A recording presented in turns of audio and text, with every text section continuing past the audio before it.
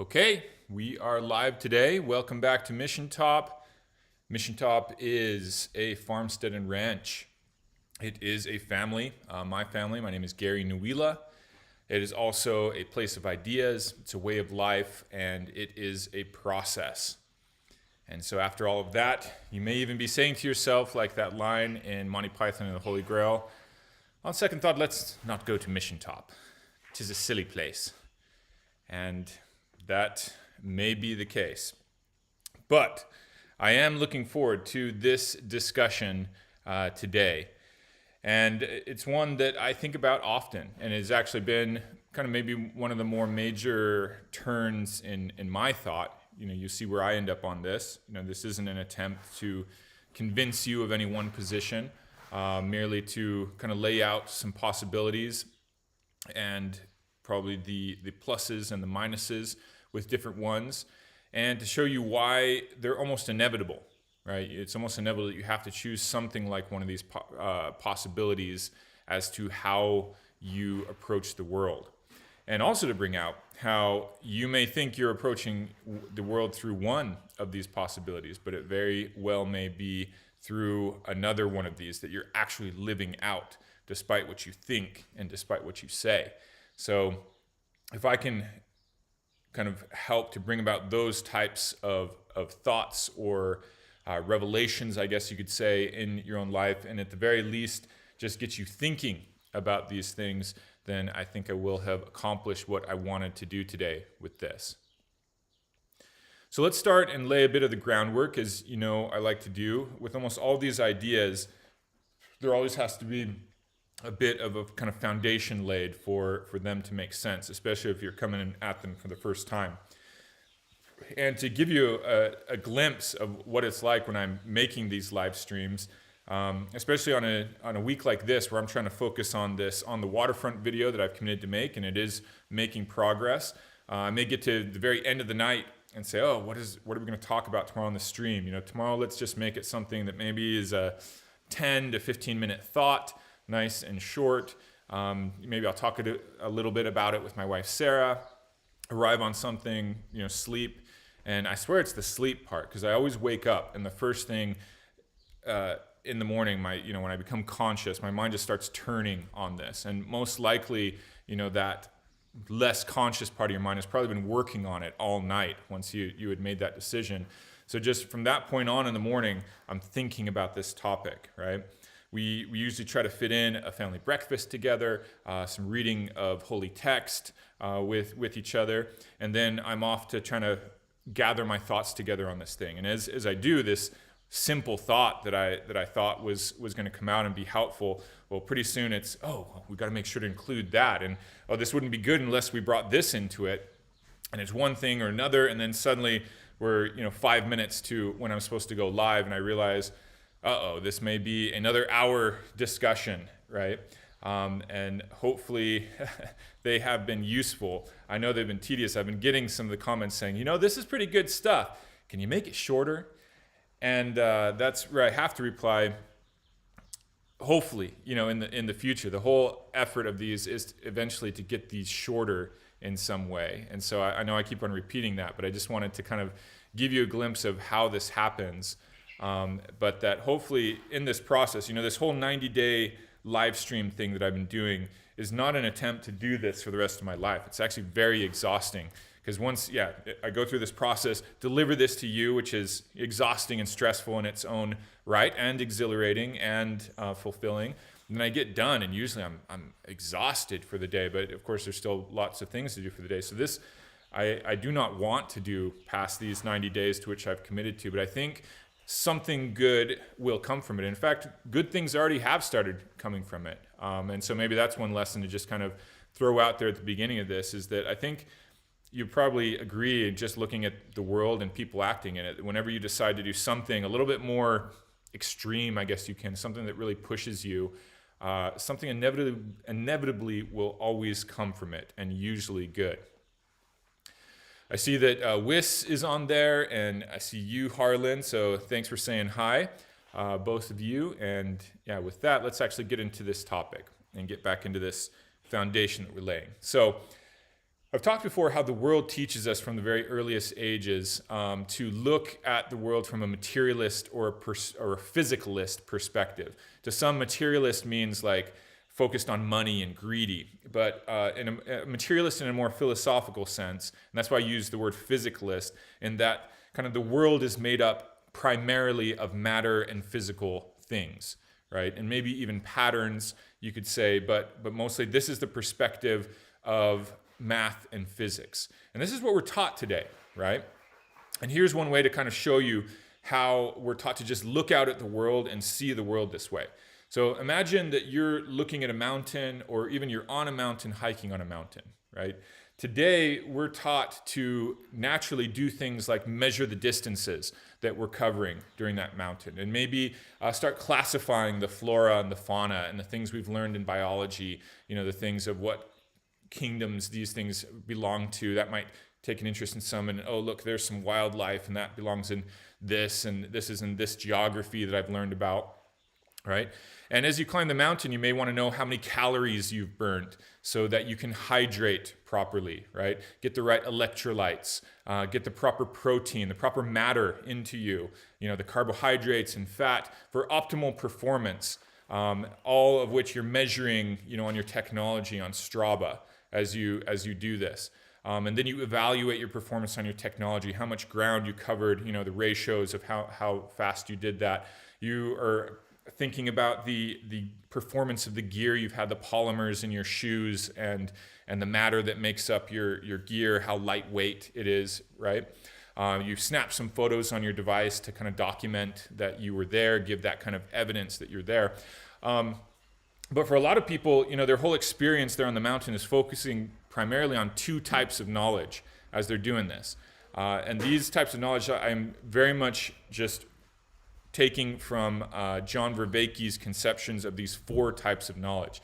I'm going to bring these up a lot in the future, so they're worth contemplating and listening to. They're not always easy to grasp the first time around or remember the exact names for them, but they're kind of crucial to, I think, understanding a lot of the best ideas today. And so the two types of knowledge that you're focusing on a mountain like this would be the propositional knowledge, the knowledge of propositions, which is like the knowledge of facts, the kinds of things you'd be tested on in school, things that are true or false. In that way, this is the usual knowledge of science and math and things of that.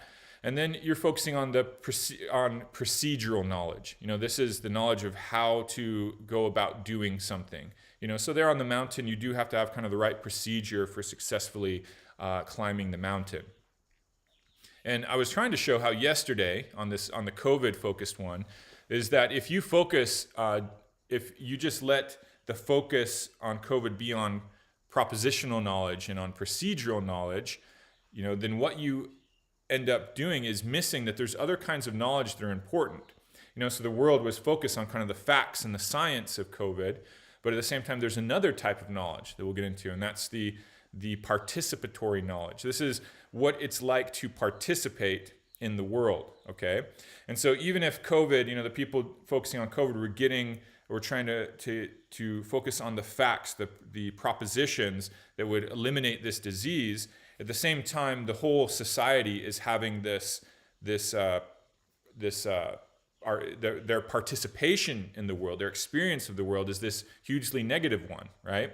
So which was the more important type of knowledge? The propositional one, or the one of people's actual experience in this whole COVID thing? We talked about how what has largely played out has been a bad story, a bad experience, right? A bad participation in this experience of COVID, where it could have been a good one. And to turn it to a good one, we would have needed people that were adept at thinking in terms of this participatory knowledge. And that goes into the thing of values and how things are turning out, good or bad. Again, you're thinking in terms of values. And so that's the thing we were missing in this. And so lo and behold, by focusing just on the propositions, the facts on this, you end up going wrong in terms of people's experience, right? And again, I hope that doesn't sound too technical and abstract to you, and I hope it will make sense as we go over this. But if you can start grasping this, these are very useful conceptions on things Okay, so we get back to our mountain, this person who's approaching their mountain mostly from a materialist or physicalist perspective, as we said. And we told you all the things they're focusing on. Again, the matter that's in them, the food, the performance of their gear. And if you ask most people, like if you go to a national park and ask most people as they come down from the mountain, did you encounter any gods up there on the mountain? Any spirits, any angels, right? Then probably most people today would look at you and be like, take off, weirdo. Because that is not something that they're thinking about, that they have eyes for, let's say, okay? The people most embedded in this kind of physicalist perspective just can't see the possibility of gods, and hence why a lot of people mostly embedded in the physicalist or materialist perspective say there isn't a God, okay? And in a lot of those ways, then a lot of the world then appears flat. There's none of these flat from a perspective of alive and colorful versus kind of flat and dull. It's not full of meaning. It's not full of spirits and gods and things like that. There's just these other facts and propositions to worry about, and again, more the procedures of how to do things. At least that's what they think.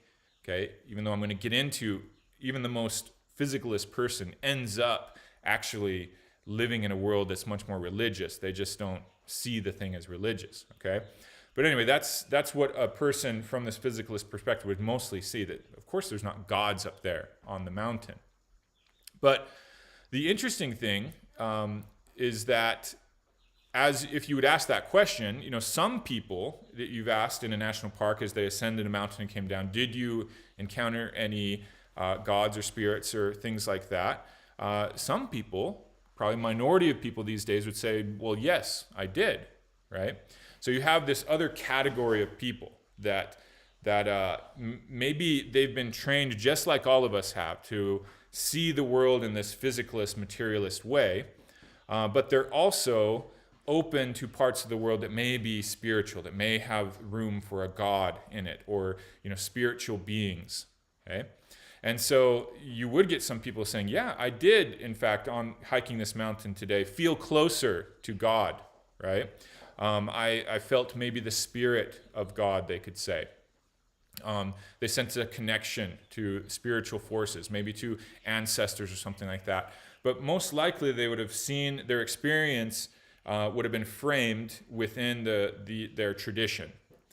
But even that, you can see, is broader than the experience of somebody that's just looking at the mountain from a physicalist perspective, okay? So what they've brought in more, these people that have maybe this recognition of God and this experience of God, like on the mountain, they brought in these other two types of knowledge, okay? So one that I haven't mentioned yet is the perspectival knowledge. And again, there's 4 P's in these, and they're hard to keep track of. So if you don't get it, this first time through, I'm going to be using these terms again and again because they're very useful. So there's this perspectival knowledge, and that's the knowledge of what it's like to be something, okay? And so to have the perspective of something, that's why it's called perspectival knowledge. So this would be the knowledge of what it's like to be a bat, for instance. It's kind of cool that as humans, you have the ability to kind of gather the propositions of what a bat is, and then kind of try to imagine the perspective of what the world is like to a bat, where it's sound and this sonar kind of experience that gives you your sense of what's going on in the world. You can at least kind of imagine that, although of course it would be difficult to get the full experience, but you have that ability to see things from different perspectives. So maybe this person that's more open to perspectival knowledge would have been thinking of themselves on this mountain from the perspective of God, right? Or maybe they could have thought of it about from the perspective of their dead ancestor, what they must be thinking about them right now. Or maybe they'd be thinking about their experience on the mountain from the perspective of some ideal that they want to become, right? So for a religious person, for someone that does believe in a God, they're more open usually to this kind of knowledge. And then they're definitely more open to the value of participatory knowledge. And that's what we are going to be focusing on mostly with kind of that underlies this whole discussion is the value of participatory knowledge. So again, these people would have been more in tune probably to maybe a feeling of reverence on the mountain. Reverence, a sense of awe for that the fact that this mountain is much bigger than them, right? And in some way kind of ties to God. As they ascend the mountain, maybe they feel like, hey, I'm getting closer to God, to the heavens on this. They might, again, talk about maybe feeling the Spirit of God on the mountain, or they might talk about growing, they might see how this ascent up the mountain kind of helped them participate in a pattern that that helped them kind of ascend a spiritual mountain and see how that's important. So they might have come off the mountain saying, hey, I'm a better person for having participated in this experience of the mountain, right? And that should be no surprise if you know anything about mountains that somebody would gain kind of a growing, transformative experience on a mountain, because as hopefully we get in these coming weeks into a series on temples, like literally every society and every temple is likened to a mountain and shaped like a mountain. I mean, think about every temple you've ever seen. Usually it's shaped like a mountain. So it's these people that believe, that have that opening of believing in a God, that we're going to have this whole different experience on the mountain, or at least recognize it, as opposed to somebody who approaches the world purely from, a more physicalist perspective, where such things like God and these other experiences that they're having aren't going to play as much into it, okay? So again, we have these two types of people: physicalist person, their experience on the mountain that we went over. Then we have the person that may believe in God. Again, the second question and that I put in the title of this video, do you believe in no gods? Do you believe in one God, like many people in the world believe? And we've kind of contrasted now their two experiences of something like a mountain, all right? But let's stay on this second one for a second here, because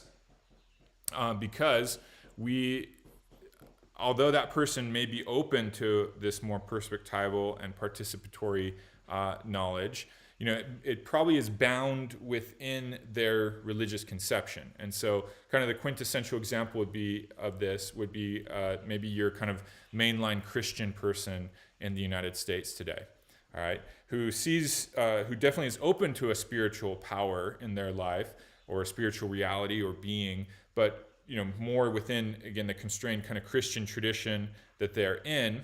And so if they saw some other group on the mountain, maybe a group of Druids, or how about some American Indians, worshiping a god or doing a religious practice that was outside of that Christian's tradition, then they've probably been taught to be respectful about it, but they probably don't think those other things are real per se, right? They might not think those other things are true, or that whatever they're worshiping or doing there really exists in the sense that their God exists, okay? So this is a very common stance, and that stance is that I think my God is real, right? But all the other ones and all the other kind of spiritual realities out there aren't true or aren't real in the way that mine is. And so, again, I think that stance is actually quite common, and probably one that I had most of my life, and kind of only developed out of a little bit more recently. And I'm going to try to give you the reasons why that's been my experience. I see coming in on the chat some more voices. I see one person's asking, is this a pre-recorded stream? And nope, this is not pre-recorded. I'm on here live. So feel free to participate. Always happy to see kind of new names in on the chat. And what I usually do is I kind of get going, because I'm not very good at kind of focusing on two things at once. And so I'll kind of get going on saying some things and then take some breaks within the stream, see what you've been saying. So please feel free to participate, ask questions, put in insights that you think might be useful. Feel free to talk to other people on the chat.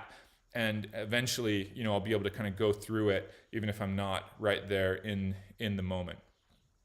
Okay, so we have this second kind of person. They experience spiritual things, this in more participatory knowledge, perspectival knowledge, but they don't consider other people's experiences of the same things as real or true as their own, right?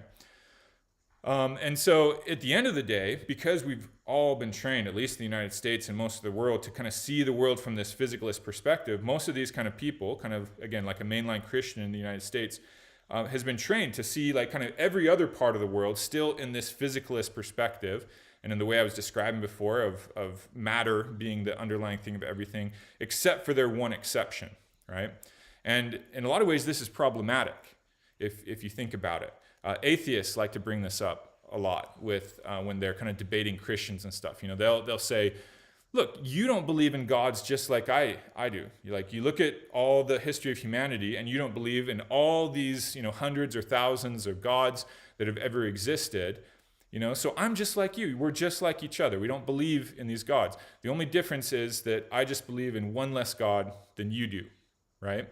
And so if somebody takes that kind of position, there is a problem there, because essentially it is a pretty arrogant, I guess, position, you could say, that as you look at the history of the world and the richness and the variety of experience of people worshiping either deities or spiritual forces or things like that, to suppose that your experience and the deity you're worshiping is the only authentic one, the only real one, and the others are all mistaken and wrong. There's something, that doesn't seem very plausible about that, right?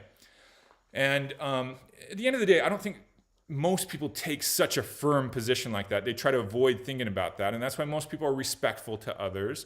Most people that are religious are generally pro religious freedom, especially in a place like the United States, where we've kind of have always had this tradition of, even though we don't believe in other people's religions, we respect them and their right to do those things. And generally there's a respect for people that are religious, period, right?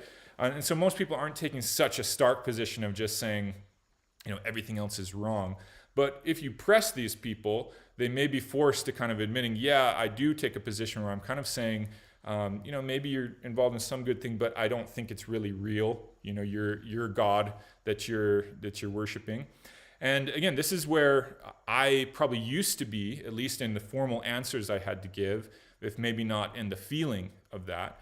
And that's where most people in my tradition are, Latter-day Saints. Again, we're very respectful of others, very pro-religious freedom. But at the end of the day, we kind of have a baseline story that says that this tradition is right and correct and others are incorrect, right? And even in the terms of gods, like those other gods don't exist. And if anything, my tradition is edged ever more towards the more physicalist way of looking at the world over time. And I think most religious traditions have. Like, for example, even in my religious tradition, in the early days of it, there were people experiencing a greater variety of kind of spiritual experiences. There were the common kind of gift of tongues and people kind of channeling spirits and being possessed by spirits much more, and those kinds of things. Again, gift of tongues, somebody speaking in tongues in a meeting in a kind of a charismatic, ecstatic sense, and somebody kind of interpreting what this person was saying or prophesying. And that stuff's not there in my tradition today. It's all there in the history, but we've gone away from those types of spiritual experiences, you could say. And I think a lot of religions have. Those kind of ecstatic things aren't very welcome in a lot of churches, even if they're in that church's history or in the kind of the history of the general Christian experience, let's say. On the other hand, of course, there are Christian denominations that kind of focus on that welcome that. And so it's very much still there in the world today. And even such, like the Catholic Church has over time grown more to realize perhaps the value of these more ecstatic, charismatic kind of side of things, and that it's not going to go away. That's always some way that people want to experience things. But anyway, my main point was that it is extremely common for this position to exist, and it kind of exists in an uncomfortable stance of wanting to say other things aren't as real as mine, but then trying to live in a pluralistic world where you see all these ways people have worshipped and continue to worship, and you kind of have to hold that stance that they're not, really accurate. Okay? And so there's actually another problem with this second stance, and one of the biggest for Christians, if they dig into it, and that's that the Bible itself doesn't hold this stance, that there's only one God that exists and all the others don't exist, right? So numerous places in the Bible presume the existence of other gods and presume the existence of spirits and demons and things of this sort. Even, there's mention of the Leviathan, an ancient monster, things like that. And so they presume the existence of that, but then hold up, Yahweh as the Most High God, right? And it says that you shall have no other gods before me, is the kind of language that you find in many different places in the Bible. And these kind of phrases, if you think about them, they don't make sense unless other gods exist. And so there's this constant worship also of the Israelites, right, of other gods. And unless I've gotten it wrong, there's not an argument in there that these other gods like Baal or Baal or however you say it aren't real, but merely that they're lesser gods. They shouldn't be worshipped up and above and before the highest God. That the Bible much more sets up a hierarchy of gods and demons. I'm getting a little warning that maybe the stream's bit rate is slowing down a bit, so if it wants to kind of, buffer, I apologize for that, and it'll probably take care of it and probably come back, but just in case you're experiencing trouble with that, I'm hoping it will kind of self-correct here. So anyway, the main point is that the Bible doesn't support the notion that there's no gods, but rather that there's many gods and demons and angels, yet there's a hierarchy among them and there's one above all, right? And the amazing thing about this God of Abraham, Isaac, and Jacob is that he's not the only God, but he's a different kind of God than these other gods that existed in the world. In many ways, he's presented as an ideal God, whereas many of the other gods in the world at that time were, and it's kind of easy to see this with the Greek and Roman gods, they were gods that possessed these great powers, right? That represented these great powers that people could put themselves in contact with and kind of tap into those powers if they pleased that God, if they didn't offend that God. But these gods themselves, weren't held as ideal models of what humanity should aspire to.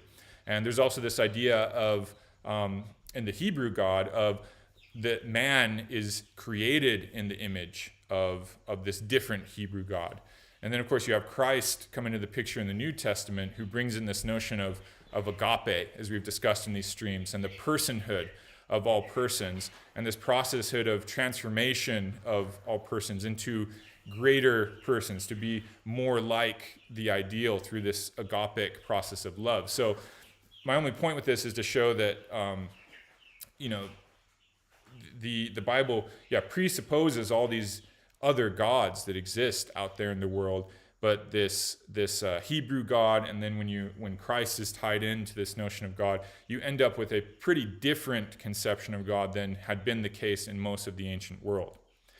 Also interesting in the ancient world is that, when a lot of peoples melded together, or if one people conquered another and needed to kind of incorporate that people into them, very often times their gods were melded together, right? The attributes of one and the other were maybe melded together into a new god, or they found a way to bring the other gods into the pantheon of gods, right? So there wasn't as much this conception that gods could just be wished out of existence or say that they don't exist. There was much, again, more this notion that, gods are going to exist regardless, and let's see if we can't bring our gods together in some way. One book that came to mind while I was putting these thoughts together is William James' book. William James was an important American thinker that I have appreciated a lot of his thought from. And he gave this series of lectures sometime, I think it was in Scotland, that came to be known as the Varieties of Religious Experience. And he does a very good job of showing that even at that time, where now the Enlightenment had already happened, there was this broad range of documented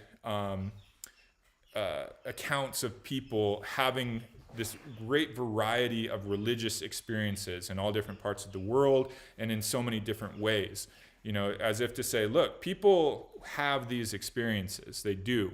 You can debate the propositions about these experiences in that sense of propositional truth, we went into this kind of scientific way of saying, are those real or not real? But if you're looking at this from the point of view of the perspectival truth, the participatory truth, okay, of what people actually find themselves participating in, people have very real religious experiences of many different kinds all over the world, and they're ongoingly having them, okay? And so that kind of has to be dealt with. You can't just say it's all fake, it's not real, when this is an ongoing, human phenomenon. So again, we take that the Bible presupposes other gods. It's been the case that humans have had all sorts of religious experience with different gods all over the world. And so having that is kind of like something to chew on. I want you to invite you to presuppose the position for this kind of third position that I put in the title. Are all the gods real, for a second? I want to just presuppose it. I know for some it may be like, something about this is like, nah, that couldn't be the case. But I want you to just at least presuppose it and kind of look back at the world, what it would look like from the perspective that all the gods exist. Because if you start looking at the world like that, then not only would it be likely that all the gods exist, okay, from this perspective, but also all these other things that you've seen people, again, participate in and experience around the world, okay? So all the angels and the demons and the little monsters and the little spirits and pixies and sprites and elves and mischievous creatures, old men of the mountains, river spirits, and think about that. Think what the world would be like if that's all really there going along, okay? And again, I know this may be a strain because we've been so trained to not see that. We've been so trained to see only what we can see on a screen, right, in a movie or on our iPhone, or what we can test with a scientific device. And we'll get to why, again, that's only one type of knowledge, and why it's still a type of knowledge that can't get to everything, okay, that propositional knowledge again, all right? We've been so trained not to see these things that when you look back at them, you're like, wow, that would be a pretty crazy world, pretty interesting world, a pretty alive world, I guess you could say, to think that all those things were simultaneously going on. Again, for some it may be a strain, but for others, maybe you're like, I like the thought of that world. Okay, so as you think of that kind of world, you know what it looks an awful lot to me like? It looks an awful lot like the world of Harry Potter, per se, right? Or the world of Lord of the Rings, or the world of Star Wars, or the world of the Marvel universe, or these other comic book universes, okay? And so as you think about that, you say, what's the commonality between those? Well, only that they're the most, the highest grossing franchises, things that people go to great lengths to participate in some degree. A movie is definitely a participation, right? You're immersed in that experience during the movie, but obviously people go way farther with this stuff. They consume it as much as they can. They buy the costumes, they dress in it, they go to events where they can kind of commune with other people that are involved in these same kind of worldviews. It's even gotten to the point where they're supposedly, I haven't actually seen videos or direct encounters with this, but supposedly there's even people that get together and hold something much like an official Harry Potter religion, okay? So given the fact that probably all of us have participated and been immersed in these worlds in one term or another, because it's almost inevitable that you will be, and you've probably enjoyed it, and you probably felt alive thinking about a world like that, you should think, why is it that we're so attracted to these types of worlds that are alive with powers and forces and magic and great, forces of evil and good and gods and spirits and demons and all these things? Why are we so attracted to that, right? Is it just a vestige from our primitive natures inside of us that we've now moved beyond? We've risen above that. It's all fake and make-believe. Or is there something much more deep going on with those, right? The reason we will go to great lengths to participate in those kinds of worlds, right? And yeah, there's something inside of us that deeply longs to participate in a world like that. And we know that in many ways we've lost that kind of world. So, I'm going to leave that kind of as the thought that we think on, and now go back and see what you guys have been talking about in the stream to this point. So, all right. Yeah, so Wisp brought up later on my comments of doing these streams and how I'm not going to do these like this forever for those of you that are new here, but it is something that I'm doing for a certain amount of period and hoping that good things come from it. If anything, I become a better conveyor of this knowledge and more ready to convey these things in tighter packages, not so long, never-ending live streams, right? And Sebastian said, fantastic topic, Gary. Thank you very much. Yeah, I'm glad you agree. Mass issues, where were you born? So I was born in Texas, but I don't have much kind of identification as a Texan because I was born on an Air Force base when my father was in pilot training to fly F-15s. Okay, so my father's a fighter pilot. So from Texas, we very quickly moved to Arizona, and then New Mexico, and then Spain for 3 years. And only once when I was 9 years old did I then live in Utah, where I grew up mostly in Utah, except for a couple years in Uruguay and a few years in school in Boston, and then here is the next place, that I've mainly lived from that. So even though, I'm proud to say I was born in Texas, but I can't claim exactly that identity because I think they were only there for like 3 or 4 months. And so I don't have a great tie-in to being born in Texas. Okay. Mass issues. I had no idea why this stream came up, so I backtracked and it seems subscribed to your channel. Thanks to your Gladiator, manhood movie analysis. I recommend the video to anyone who hasn't seen it. Yeah, so my basic thing with YouTube has been I've kind of played around with it from time to time, and like 3 or 4 years ago I made some of these essays where most of the people have come and subscribed to my channel. Lately I've dabbled around with other things, so it's probably a little surprising because people might have subscribed like years ago based off of these video essays mostly on manhood, and now probably get these videos like, what is this, but the good news is, like just this week, mass issues, I'm putting out my first new video essay, unless again I fail horribly or fall deathly ill or something. I'm putting one out on the movie On the Waterfront, which is an oldie but a goodie, and trying to get back into this game of putting out some of these video essays that have by far been much more popular than any of the other stuff I've ever tried. So hopefully that is something useful and enjoyable when it comes out. Okay, Hamza, we believe in one God, which is Allah, the Almighty, Merciful.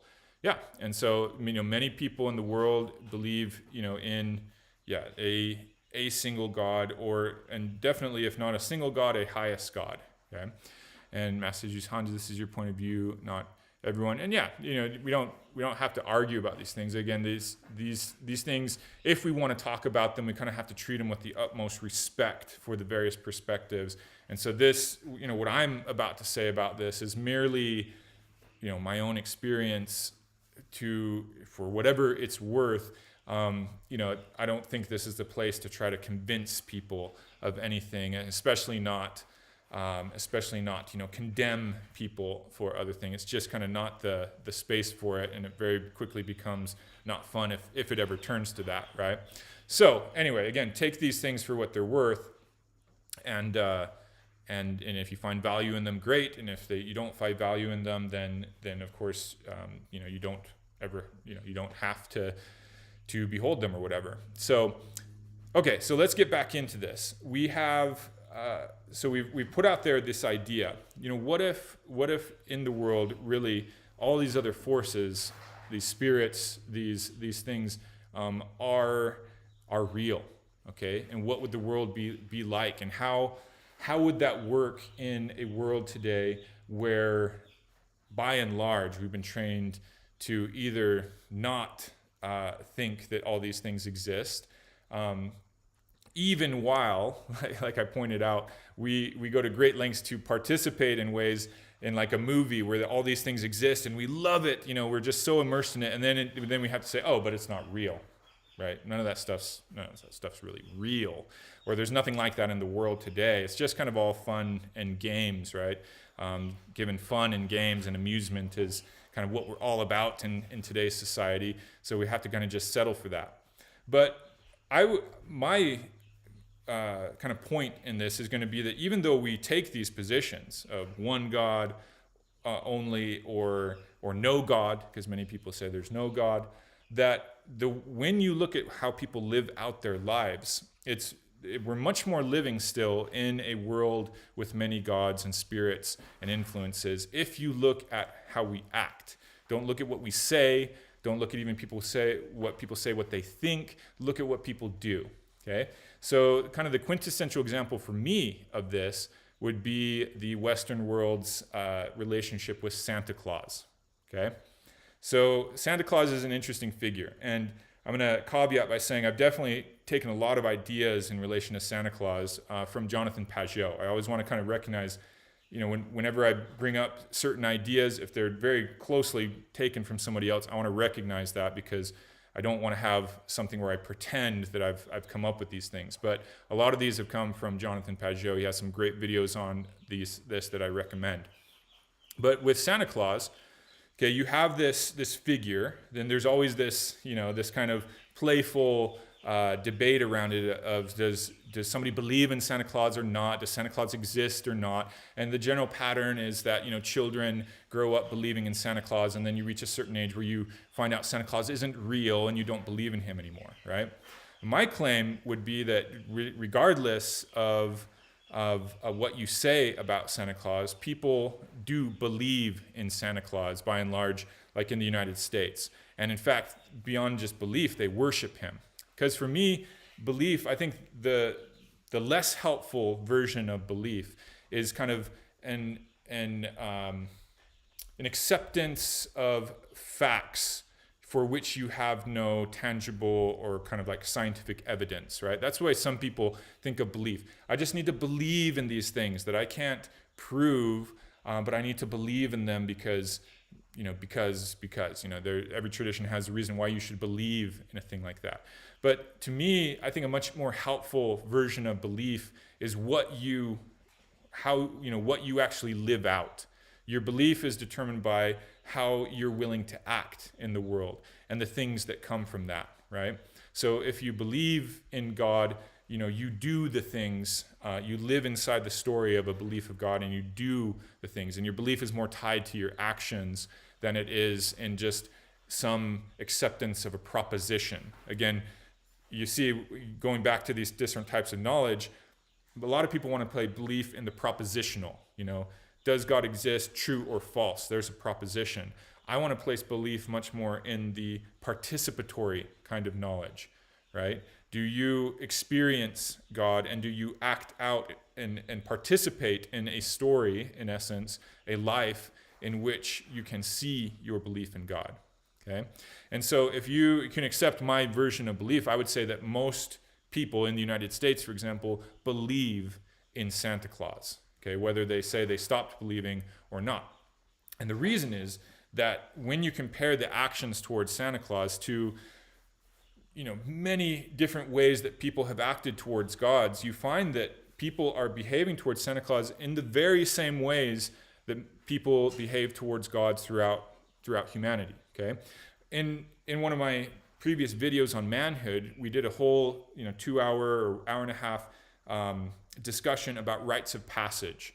And in one of these rites of passage, for example, in Australia with the Aborigines, one thing they do in this rite of passage to take a child and turn him into a man is they go and they create kind of a representative place there in the landscape that is kind of the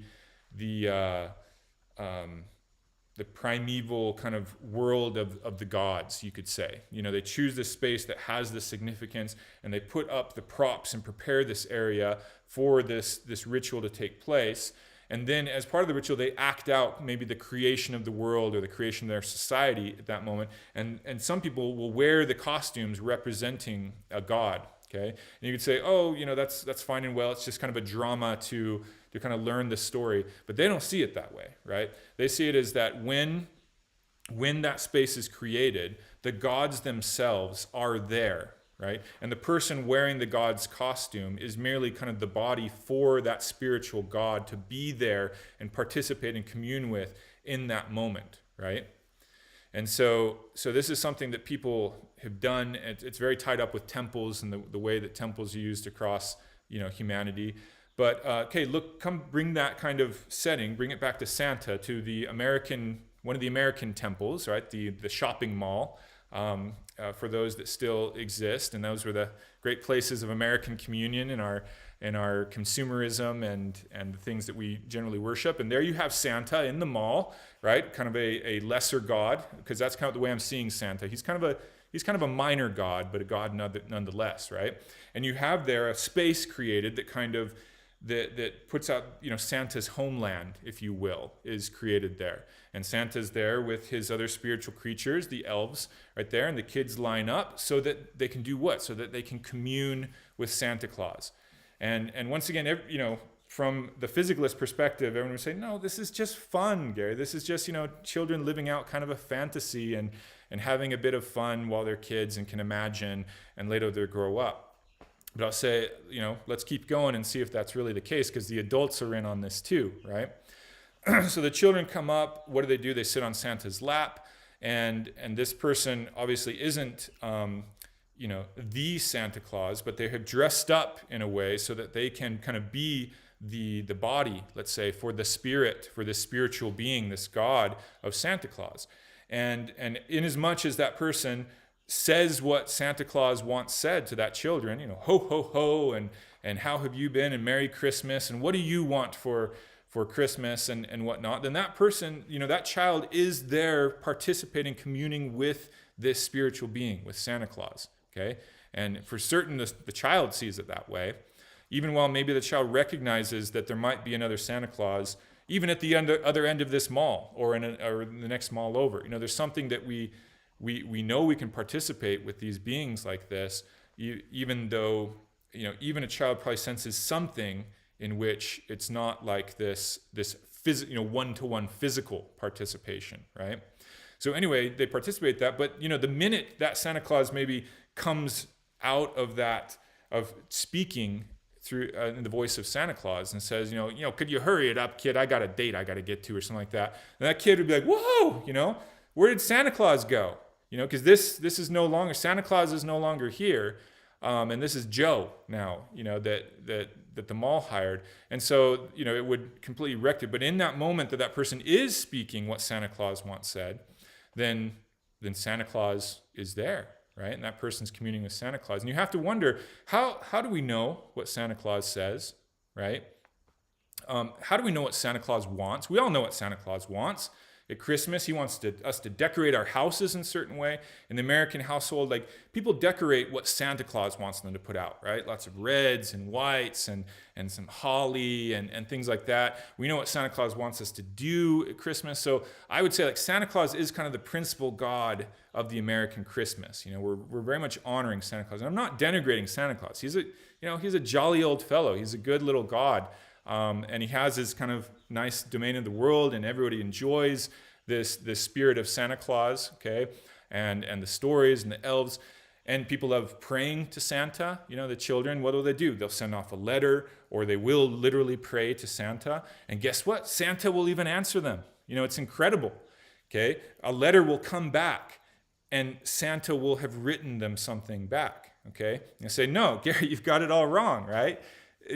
That letter went to the post office, and Jane in the post office, has a warm spirit, and she said, "Oh, this child has done this in their kind of imagination, and I'm going to write them a letter back." But the funny thing is, Jane didn't write that letter, did she? I mean, she wrote the physical letter, but if she would have written back Jane's words, then it would have never worked. She wrote back Santa's words back to that child, And how did Jane know what Santa would say to that child? If Jane wasn't in some way participating in this kind of communion with Santa Claus, okay? And then the main event comes itself, the night that Santa is going to visit and bring gifts. And what happens, right? Everyone, we're going to bake these cookies, and what are we going to do? We're going to offer it up to Santa Claus. Again, you look back at ancient religions, and the whole concept of sacrifice, the sacrifice of of goods or animals, sometimes humans, unfortunately, but goods and animals predominantly, was always tied up with food. I just learned this week. It kind of came together in my mind that it was always about a meal, a food offering to a god. When any of these cultures, Greek, Jewish, whatever, they bring these sacrifices and they offer them up to the gods so that the god will be pleased, right? So that the god will come and share a meal with them. Oftentimes the food is burned, the spiritual part of it, and the smoke goes up to that god to please with them, and they hope that there's this communal meal and that God is pleased and that good things come from that God favoring the people that put out the food offering. It's always food, okay? So, if you can see that, again, look at the countless Americans that are putting out this sacrificial offering to Santa. A lot like in Coco, we said in the Dia de los Muertos, the Day of the Dead, people will put out an offering. So why? So that the spirits of their ancestors will come and be with them, right?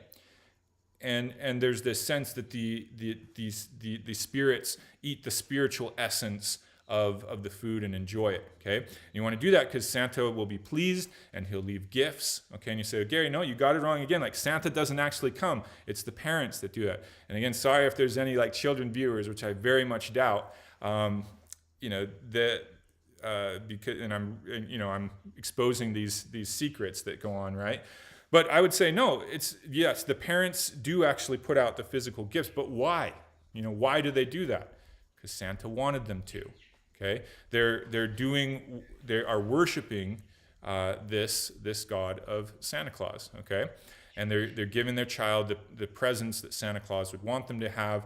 And there's this story that everybody participates in this kind of minor God, and everybody has a great experience with it, and that's done. Okay, so yeah, hopefully you see from that just how here's one stark example of how a society which claims not to believe in gods, or not to believe in anything more than one God, is here believing in here's a God, Santa Claus, right?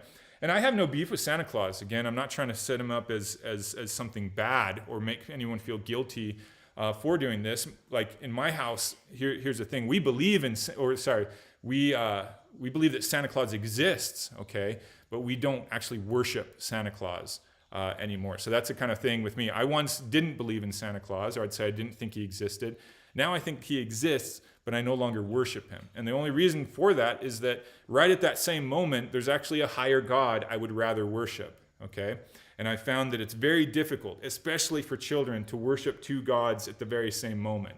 And so this is the tension in any American religious family, is you're trying to have your child worship two gods at the very same time, okay?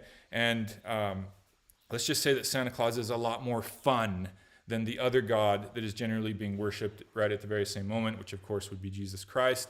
And so despite parents' utmost efforts to bring in this other, focus everything on this other God if they're Christian, I think we all know that it is very often a losing battle. And so I say, you know what? Let's not fight that battle. How about we just worship the higher God at that time, and we'll find some other way to honor Santa Claus, right? So that's, again, I'm not condemning anyone for doing it the other way. I'm just saying, I got tired of the battle eventually and kind of gave it up and said, I'll go with the higher God. So the whole purpose of this was to see that this happens. And guess what? It's happening this week. And the funny thing is, most of America is going to worship this other bunny god, this animal god at the same time, the Easter bunny, once again, in competition with that higher God. It's funny how these things exist, and how very often these gods, what they really want is some consumer spending at the same time. So that's an interesting component of this. The tooth fairy obviously works in the same way. Again, these are fun. These are fun, bright little spirits out there in the world, and it's fine for people to participate with them, because I'm saying, yeah, these things exist, but I wouldn't. The problem is when they supplant a greater God. And I know some of you will still be saying, no, those things don't exist. God does exist. For those of you, because I know a lot of you do believe in God. And I'll let you wrestle with that, okay? Because when you think about it, the way that people participate with these minor deities, you could say, is very much in line with the way that they participate with the greater deities, okay? It's like the same kind of way that you participate in it, and the same way people have always participated with deities and gods and spirits and demons and all these other things, right? It's the same class of thing. But at the end of the day, I'm not saying Santa Claus is anything like God. Yeah, I just laid out what the difference of the God of Israel is. It's this God that is, this highest of high gods. It's the most high God compared to all these other powerful gods that exist out there in the world. Okay? So, yeah, I'm kind of interested to see what you have to say about that. Let's see what has come up with. So, Santa Claus has commandments for kids: be nice, do not be naughty. They will then go to their paradise. Yeah, presents. Yeah, exactly. So yeah, I'm glad you at least see this, of how it works. And again, how even the parents, once they say they don't exist, they actually participate in doing what this deity wants. So I'm glad at least somebody can at least see how this works. Again, I'm not trying to get you to assent to any propositions about Santa Claus, merely just observations of how we actually behave towards Santa Claus, what we participate in. And if you can agree that's a kind of truth, and maybe that is the more deeper way of believing, you'll see how many people believe in Santa Claus. So the same thing can be done with demons, right? Evil spirits. The Bible, again, presupposes demons, evil spirits being cast out of people and the like. And Christianity has a long tradition of spirits being cast out. Catholic Christianity, Eastern Orthodox Christianity, which actually is the deepest one that kind of introduced me to this way of looking at the world. And I should give this plug right now. There's this podcast out right now that I've thoroughly enjoyed, put out by two Eastern Orthodox priests, called The Lord of Spirits. Okay, that's a phrase that comes from the book of Enoch, which is an apocryphal book, but it kind of illustrates one of the points that they're trying to make is that God is the Lord of all the spirits, the exact point that I'm trying to make. So yes, a lot of these ideas have come together from listening to that podcast. I highly recommend it.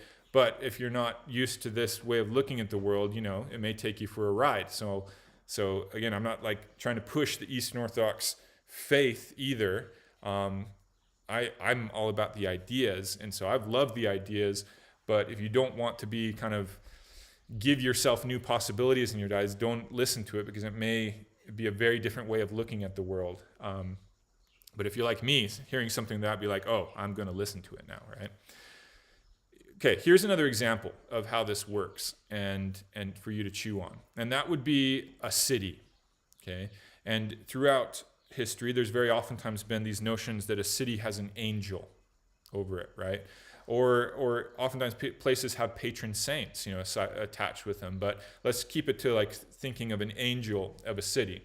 So here's some realities of a city. You can speak to a city, and you can write even the city a letter and send it into the city, and you'll probably get a response to that letter or email, and with the city talking to you, right? And once again, you can claim, no, that's just Barbara in the customer relations department that is writing that email. And I'd say, no, it's irrelevant what Barbara thinks. And if she writes what she actually thinks, then she won't be employed for long as a servant of the city. You could say she's writing what the city wants to say.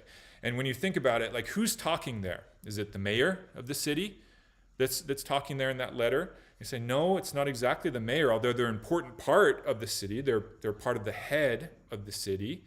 Well, is it the city council that's talking there through Barbara? No. Is it the citizens of the city that are talking to Barbara? Talking to you through this letter that's being written back to you? No, it's not exactly the citizens. Well, who is talking then? And you're like, well, I guess, yeah, it's the city. It's something that hovers above all those other things I just mentioned, that hovers above the buildings of the city, that hovers above the geography of the city limits, etc. None of those things are exactly the city, are they? In some way, they come all together, and there's something that rests above, higher than that. I can only describe as a spirit, right? Maybe from a scientific point of view, you'd have some other explanation that it's some sort of, there's different ways you could approach this philosophically, scientifically, trying to explain it. But at the end of the day, it's going to be very difficult to explain. And I think spirit does the best job, okay? So I think you can also appreciate how every city has a personality, right? And just listen to that. It's a personality. And so the city has a personality that, again, you can interact with. No section or part of the city encompasses the entire city. The city can be at odds with itself, right? It can have a conflicted personality, you could say. And so you say, aha, that just shows that this isn't really like a being. And I'll be like, not so fast, bucko, because look at yourself, You are one thing. You can at least accept you are a personality. You have some sort of a notion of a spirit or a consciousness, at least. If you want to keep it scientific, you've got a consciousness. Are you always, you and your body and everything going on there, are you always all just one and happy and in agreement with yourself? You're like, oh, yeah, I guess not. I guess there's conflict within me. Even parts of my body can kind of be in conflict with others and bodily systems and stuff. And somehow it all adds up together into this thing that I, generally call Gary Nuila. But there's all sorts of conflict going on in here, right? And some people, some people can tear themselves apart and be all in shambles, right? And we all know what that means, right? So a city, it's the exact same thing. And so these kinds of things are very, they're very potent, because at the very least you have to say, yeah, in some sense the city exists in a way that isn't just each of its individual component parts put together. There's something that arises out of the city that seems to be higher above it, and it seems something like an intelligence or a personhood. Okay, so here's the real question I'd like to know. I can't answer. Right? Is that intelligence conscious? Okay.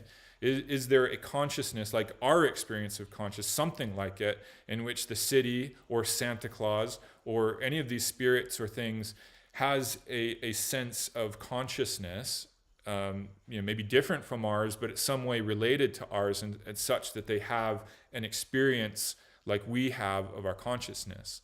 Okay, and so that's what I'm trying to kind of bring in to end out this discussion, is to realize how in everything I've talked about so far, a lot of the fundamental questions about it come back down to consciousness. What is it? How does it work? And the kind of the both surprising thing, but also engaging thing, is that we don't know yet, Despite all our scientific and philosophical work and all this, we cannot yet explain how consciousness happens, how it arises. And because of that, I think it's still this open question. Is this angel of a city conscious? Is Santa Claus conscious? I mean, my gut feeling, I would say I hope so, because I certainly think this much, much greater consciousness, God, is a consciousness, and even a more advanced one than my own. And so I want to say, yeah, these things are conscious, but can I prove it propositionally? With propositional knowledge? No. Scientific knowledge? No, I can't. And I'm not going to claim those kinds of those things. But at the very least, I hope, if you're anything like me, this lights you up. You're like, these are cool, deep questions, and they matter, because if these things are conscious, if they exist, as I'm saying, then you look back out at the world, okay, back in the world as you participate in it, and as you, from the different perspectives you can see things from the world, and you look back out at the world, and instead of being this flat physical space where everything just is happening by the matter of the world, you look back out at the world and you see this alive, this live world full of color and spirits and gods and all these things, right? You see a world very much like a Harry Potter world or a Lord of the Rings world or the Star Wars world, where there are many more things going on than just what we see at this material surface level, right? And I like that world, you know? Again, I'm not saying people have to accept this. I'm not saying you have to look at it this way. All I'm saying is that the world that I want to participate in is one where I can recognize that these are experiences that I have. And if, in as much as they're experiences that I have through my consciousness, they are real, you know, in a sense that I care about. The participatory sense of knowledge. They are true. They have impact on the world. They have impact on me. Okay? All right. Just some closing thoughts. And let's bring science back into this as it relates to consciousness. Okay? Because this is where science, this is where, like, when people start saying, no, by science can prove that everything you say is false. You know, it can't do that, or at least from my scientific perspective, I can't accept what you are going to say. Well, let's turn things a little bit back to science and just kind of show what science can do and what it can't do. Okay, so science, obviously, I am not anti-science. I just want us to put it in its proper place in the world, is the way that I would say. So, you know, science is tremendously powerful. It has helped us in so many ways. But interestingly, also, science, in a lot of ways, has put us down a way in which the way that we participate in the world is not as potent a way. And so that's one thing to bring out of this, that if science is true, then, you know, one thing I put into a notion of truth, this goes back to the American pragmatism way of looking at truth, is that it should make everything go better. And so certainly it has made certain things in my life go better. We can communicate right now. There's tremendous power that we have. But on the whole, there's also things that science has done to humanity which have left people, you know, fundamentally dissatisfied with their lives, unable to see meaning, looking out into the world and seeing, like, what does this even mean? What is this about? Because science pushes you into a way of looking things, if you use it as your primary framework, where you don't see meaning, you don't see value. Okay, and very much if your experience of the world is just a bad experience, you might say, I don't even like this world. There's no reason for it to exist. And some people take that stance in the world, obviously, and we have to watch out for them. And it's sad. I would like people not to take that stance, right? But there's another thing with science. Okay, so science. Some people that live in the scientific world claim, okay, look, we've proved that the whole substrate of the world is made of this matter. That's what lies behind everything. Everything arises from this matter. We can show it. We've shown it many times, how molecules combining and atoms and the different forces in there arise into different things, and we can prove it and we can show it, and it's wonderful. And it's like, yes. But here's the thing, here's the big problem. And that's where consciousness comes back into this, right? The thing that, okay, as scientists have done all their science, all the work of science, right? They've done it through their consciousness, right? It's all been done through somebody, through a conscious experience, doing all the scientific work, you know?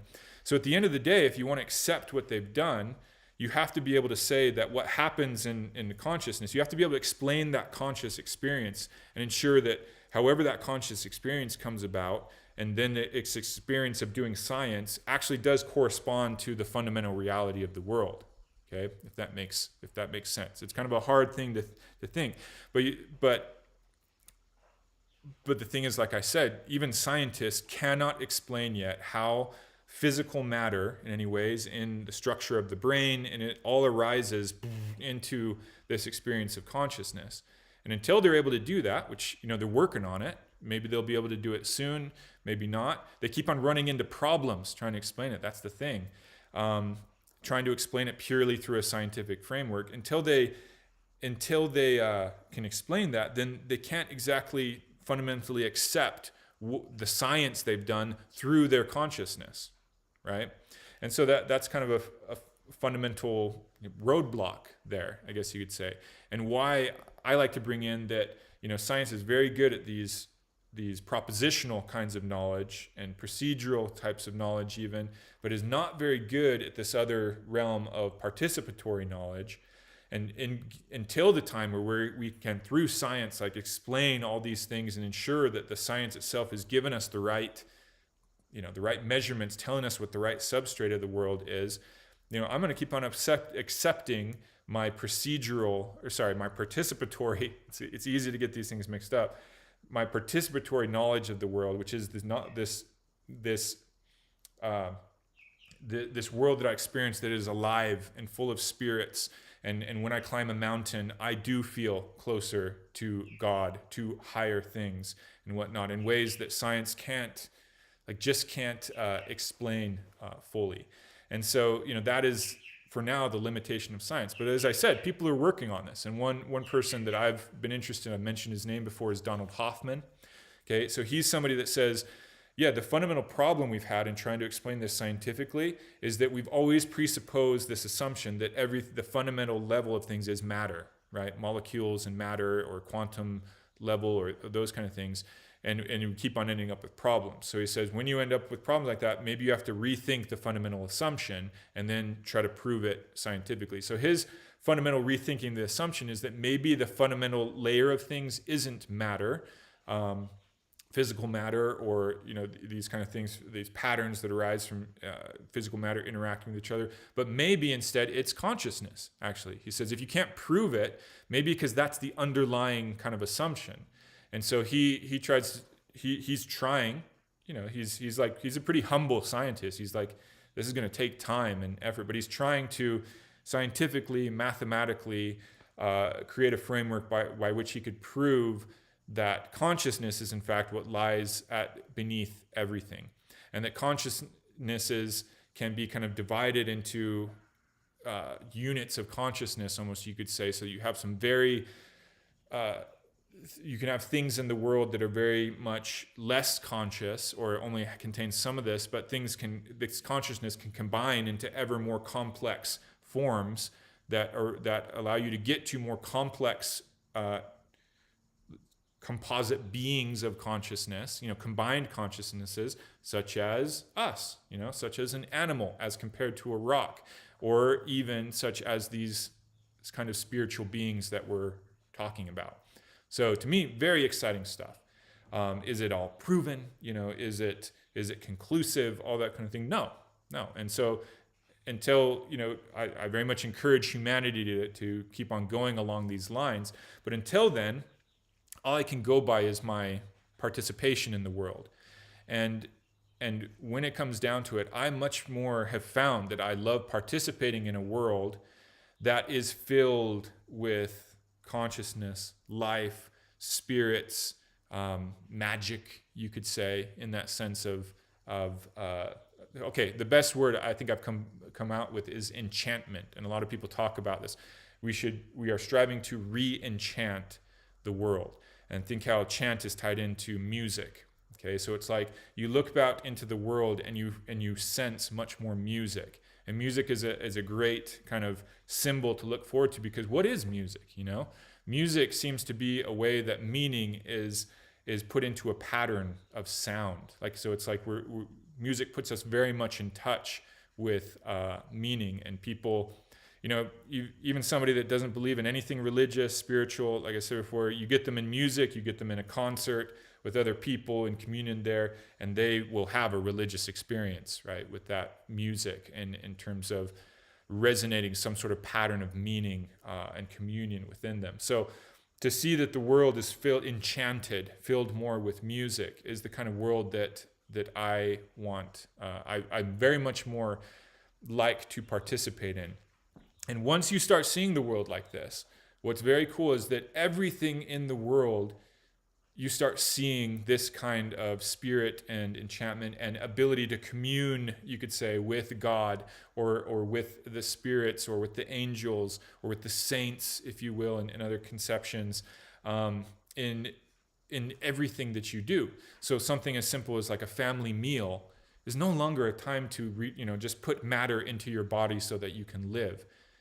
A family meal becomes a sacred ritual in which you do the things that people have always done to try to commune with God, with the spirits of this world, with the ancestors, if you will. And you start seeing something like a barbecue, neighborhood barbecue get together. You start seeing how these kind of things were always tied into offerings to God, inviting spirits in to be with you. And you realize, oh yeah, like this barbecue, this festival, these things are the places where we put ourselves into patterns where we can invite all these other forces to be with us, around us. Your experience as you walk through a forest is much more filled with magic as you just accept your experience of that magical forest. My wife, she said, mention this experience that I had in Scotland.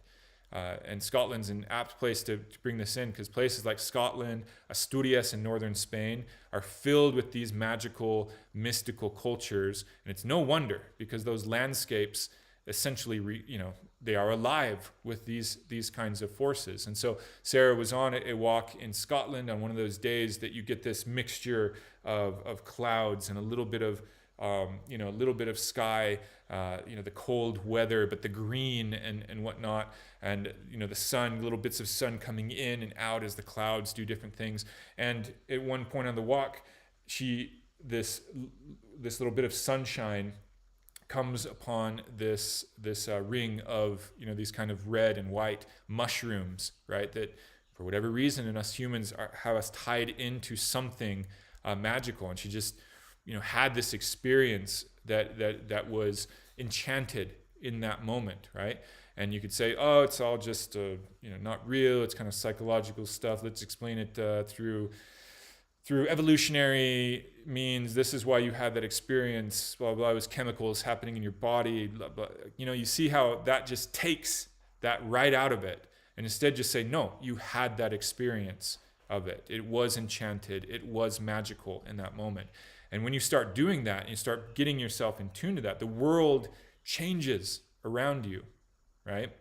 And it becomes so much more enchanted, filled with spirits, filled with dark forces, filled with gods. And at least for myself, you see a God above all the other gods, the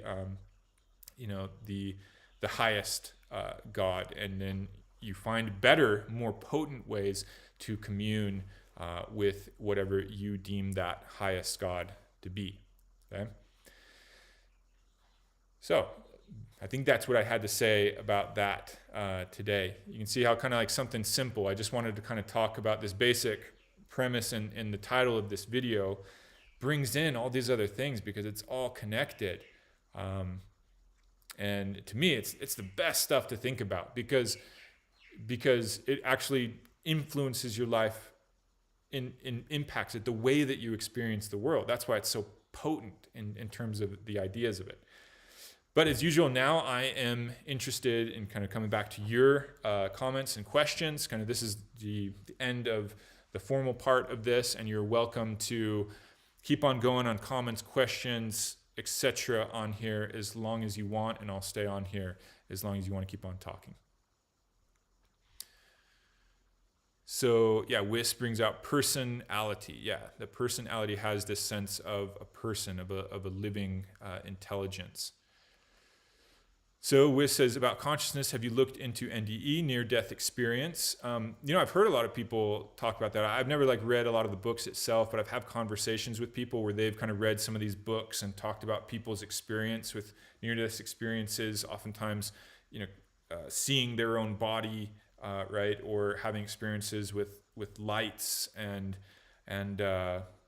potent experiences, and then they're oftentimes different, right? But oftentimes there's some similarities, and those are both the differences and similarities are of course relevant and interesting into trying to understand what's happening. It's the same kind of thing with people that have experiences through psychedelics, right? You get a lot of people that have similar experiences within them, and they can be the most meaningful experiences in their lives, but then some people have completely different experiences. And it's kind of interesting with psychedelics, particularly. I know your question was about near death, but it's relevant in this because it's all in this realm of consciousness and experience and things that change people. With psychedelics, you'll get some people coming out of these changes in consciousness and saying, I now know there is a God, for sure.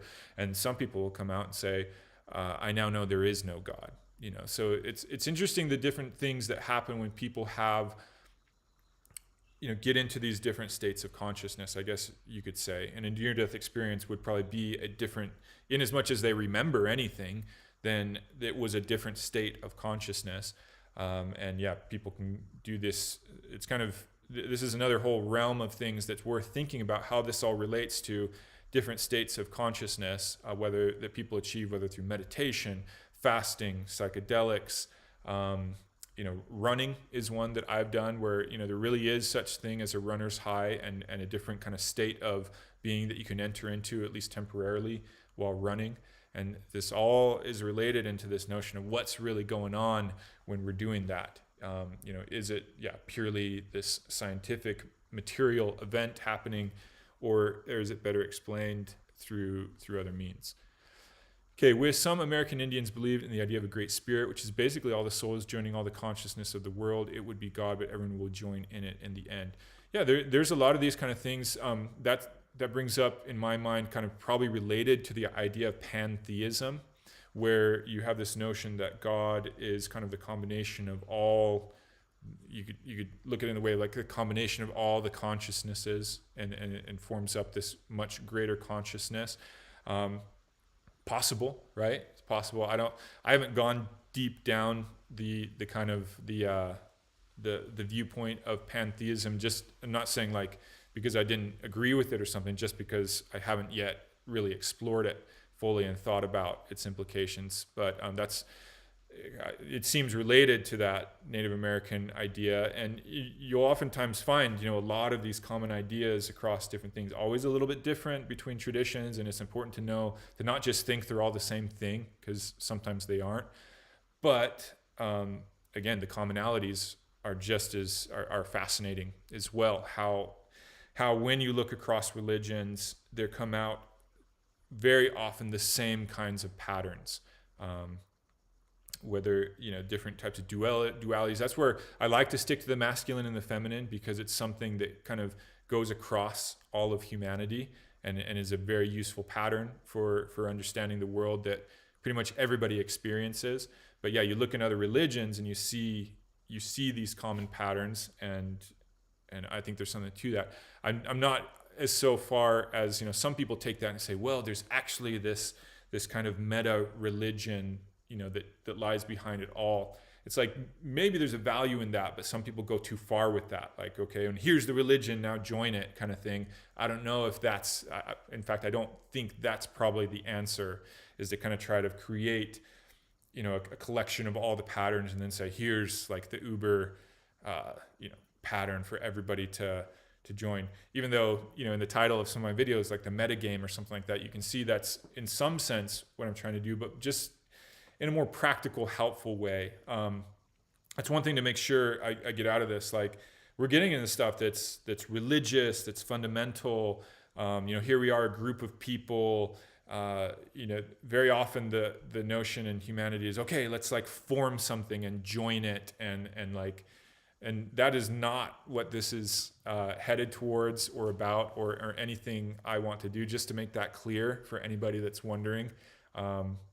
So I am very much, if anything, what I want to do is put out all these ideas in a way that allow you to go back to your tradition, your community, whatever it may be, and maybe have helpful idea. Well, first of all, it engages you more in your tradition, because I know all this stuff has engaged me more in my tradition. Like, I'd kind of reached a slump where I'm like, just kind of bored, and my own tradition wasn't very helpful. And encountering these kinds of ideas and thinking about them and trying to play with them has helped me engage more into my own tradition. And so that's what I want to do for others, not bring you into my tradition unless you're interested, right?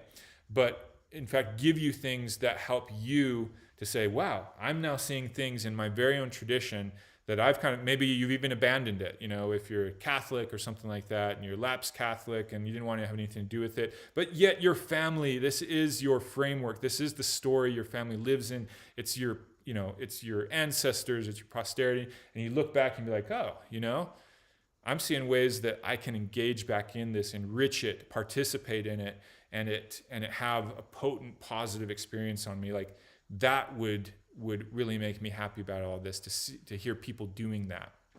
And or whatever you feel led to do, if you like these ideas and find them helpful. But yeah, there's something that as like some of my friends and things have kind of poked in, like, what are you up to there? Like, what do you want this to become? This was just kind of came together in my mind to tell you, I do not want this to become some sort of like formal organization, so just to put that out there and make it clear. Okay, so WIS, another one. You leave the Great Spirit, live your life, and then join it again, and everything is part of that whole. All is linked. So again, yeah, again, that is something like, even in my own tradition, we have a sense that there was a pre-world, you lived with God before this world, you're separated from it. And again, this is the Christian tradition. You're there with God on this mountain of paradise, the Garden of Eden. You have access, even to the center, to the tree of life, right? But through actions, you are cast away out from it. And then the whole religious tradition, the whole structure of the Bible, you could even say kind of the overarching narrative, is that you then come back and join that thing, hopefully in some improved way. I think usually there's some notion that having gone out and then come back in, you have now developed into something higher than you were before when you left, right? And so you find that kind of same pattern right there. And you can see it here. Let's put it into masculine, feminine kind of pattern. You've got this kind of masculine notion of something being created and organized and whole, and then it's broken apart through or loosened or shaken up, you could say, through a kind of a feminine type of influence, and then it's reformed back together into something better. And I've even talked about how, even scientifically, it seems like that's how our brains work, in this process. That's how our days work. We order things, we go to sleep, it's in some way loosened and new possibility is created. We wake up and we carry on. And so there's something to this pattern of starting with God, being away from God, coming back to God. That is one of those patterns you see across so many religious traditions. Which says, in quantum physics, being a witness during an experience changes the outcome. The consciousness might have an effect on reality. Yes, and that's one of the reasons why, like, science has been forced to deal with consciousness, right? Because it's it carves up the world. It starts to explain everything and show how, oh, look, yeah, with Newtonian physics and things, everything is explained. It's just a big giant clock machine, world that's all like this. But then they get into quantum physics, right?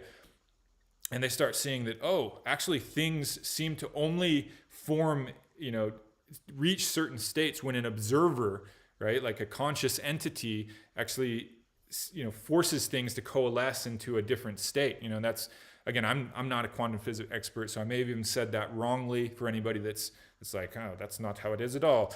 But the point about it is, quantum physics has forced science to reach this level where you have to take into account the consciousness, the human, the person doing the observing, the scientist, doing the observing, and that things end up differently because of that. And so it kind of reaches this end where you realize, oh, maybe that is a crucial part of how everything works, is the way, this conscious experience. That's what brings consciousness into this at a fundamental level, right? Okay, Christian said, couldn't catch this one live. Definitely going to watch once it's tomorrow. Yeah, hope you do. Hope you like it, because this is maybe the realm, I don't know, maybe not. I guess it's hard to say that, but maybe the realm of things that I enjoy talking about even most. Hugo Tellis. And thanks for being on here, Hugo. I think that's the first time I've seen your name. So, Mission, do you have idea of how to end looking at what? I guess this goes in manhunt. I'm gonna try to, your question's a little bit crude, but if I'm understanding it right, but I'm going to try to take it seriously, okay?